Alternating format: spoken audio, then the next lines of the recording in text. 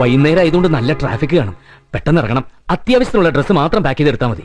എന്നെ കാത്തിരിക്കായിരുന്നോ? അതെ, ദാ ടിക്കറ്റ് രണ്ടും ഓക്കെ ആയി കിട്ടി. എനിക്ക് പോകുന്ന വഴിക്ക് എന്റെ ടിക്കറ്റ് ക്യാൻസൽ ചെയ്തോളൂ. ജ്യോതി, അമ്മ ICUലാണ്. ജ്യോതി എവിടെയാണെന്ന് അമ്മ ചോദിച്ചാ എനിക്ക് പറയാനൊരു മറുപടിയില്ല. ഒരു നുണ പറയാനുള്ള മിടുക്കൊക്കെ റാമനുണ്ട്. ദയവ് ഇത് ഈ സമയത്ത് നമ്മൾ തമ്മിലൊരു തർക്കം വേണ്ട. ഞാനും അമ്മയും ജ്യോതിയുടെ ആരും അല്ലെന്ന് തന്നെ വിചാരിച്ചോളൂ.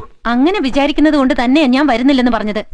ഇവിടുത്തെ താമസക്കാരുടെ മുമ്പിൽ കളിക്കുന്ന അതേ നാടകം അവിടെയും വന്ന് കളിക്കാൻ തൽക്കാലം എന്നെ കിട്ടില്ല. ജ്യോതി, ഇതിന് മാത്രം തെറ്റി ഞാൻ ജ്യോതിയോട് ചെയ്തോ? അത് മനസ്സിലാവണമെങ്കിൽ റാം എന്റെ ഭാഗത്ത് നിന്ന് ചിന്തിച്ചു നോക്കണം. ചിന്തിച്ചിട്ട് തന്നെയാ പറയുന്നത്.